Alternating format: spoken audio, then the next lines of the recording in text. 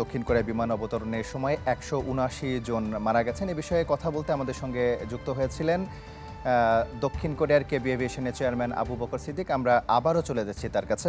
আপনি দুর্ঘটনার কারণ বিষয়ে আমাদের জানাচ্ছিলেন তখন।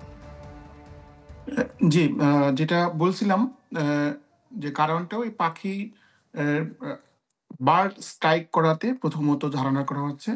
তার প্রেক্ষিতে পাইলট জরুরি অবতরণ করতে বাধ্য হন এবং বেইলি ল্যান্ডিং করেন, যেটা আর চাকা এবং গিয়ার ছাড়া, যার ফলশ্রুতিতে থেকে কোনো মতেই স্টপ করানো যায়নি এবং রানওয়ের শেষ দিকে যে ওয়াল থাকে, সেই ওয়ালের সাথে সংঘর্ষ লেগে সম্পূর্ণ বিধ্বস্ত হয় এবং আপনারা জানেন ১৭৫ জন যাত্রী ছিল, ৬ জন ক্রু মেম্বার ছিল। এর মধ্যে মাত্র ২ জন ক্রু মেম্বারকে আহত অবস্থায় উদ্ধার করা সম্ভব হয়েছে। বাকি ১৭৯ জন নিহত হয়েছেন।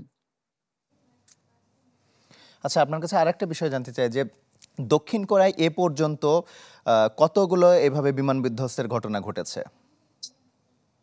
দক্ষিণ কোরিয়ার এ পর্যন্ত বেশ আ ১৯৮৩ সাল থেকে এ পর্যন্ত অনেকগুলো দুর্ঘটনা ঘটেছে। যেমন ১৯৮৩ সালে কোরিয়ান এয়ার আ সোভিয়েত সরকার দ্বারা মানে শুট আউট করে একটি বিমানকে বিধ্বস্ত করে। সেখানে ২৬৯ জন প্রাণহানি ঘটে।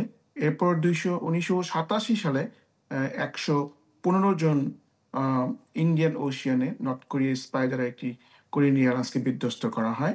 এরপরে ১৯৮৯ সালে কোরিয়ান এয়ার তেল আবিব লিবিয়াতে আ বিধ্বস্ত হয়। এয়ার ক্রাশ ৮০% মানে ৮০ জন নিহত হয়। এরপর ১৯৯৭ সালে যে ২২৫ জন গুয়াম আম এয়ারপোর্টে অবতরণের পূর্ব মুহূর্তে জঙ্গলে বিধ্বস্ত হয় এবং সবাই নিহত হন।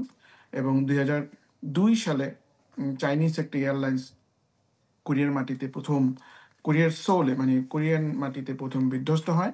২০১৩ সালে আশিয়ান এয়ারলাইন্সের একটি সান ফ্রান্সিসকোতে একটি বিমান বিধ্বস্ত হয়। সেখানে ২ জন মারা যায় এবং বহু আচ্ছা, লোক আহত হন। এই পরিসংখ্যান থেকে আপনার কাছে আরেকটা বিষয় জানতে চাই যে এই যে সিরিজ বিমান বিধ্বস্তের ঘটনা ঘটছে সাম্প্রতিক সময়ে, সারা দুনিয়াতেই কিন্তু বিমান বিধ্বস্তের ঘটনা ঘটছে। এটা কি আসলে কোনো কিছুর ইঙ্গিত বহন করে কি?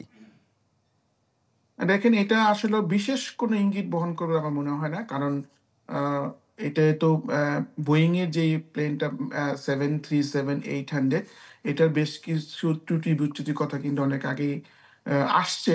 পত্রিকার মাধ্যমে আমরা জেনেছি এবং বিভিন্ন সময় এই এই সিরিজটা কিন্তু বেশ কিছু দুর্ঘটনার কবলিত হয়েছে। আপনি জানেন আজকেও মনে হয় ৩ টি দেশে এরকম দুর্ঘটনা ঘটেছে। এটা কিন্তু এই সেইম সিরিজের বিমান বোয়িং এর। তো সেই জায়গাটায় ত্রুটি বিচ্যুতি আছে কিনা এটা তারা ইনভেস্টিগেশন এ বলতে পারবে।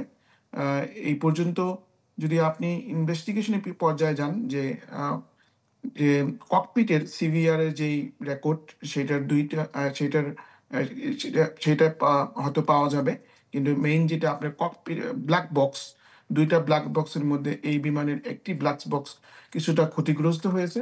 তাই এটা ইনভেস্টিগেশন বিষয়ে সময় লাগবে ১ থেকে ৬ মাস পর্যন্ত। According to Korean ministry of land and authorities এর স্টেটমেন্ট অনুযায়ী। হ্যাঁ, জনাব আবু বকর সিদ্দিক, আমরা আশাবাদী যে বোয়িং এর এই সিরিজের দুর্ঘটনা ভবিষ্যতে আর ঘটবে না এবং তদন্ত সাপেক্ষে এটার হয়তোবা কোনো ব্যবস্থা নেওয়া হবে। আপনাকে অসংখ্য ধন্যবাদ আমার সঙ্গে যুক্ত হওয়ার জন্য।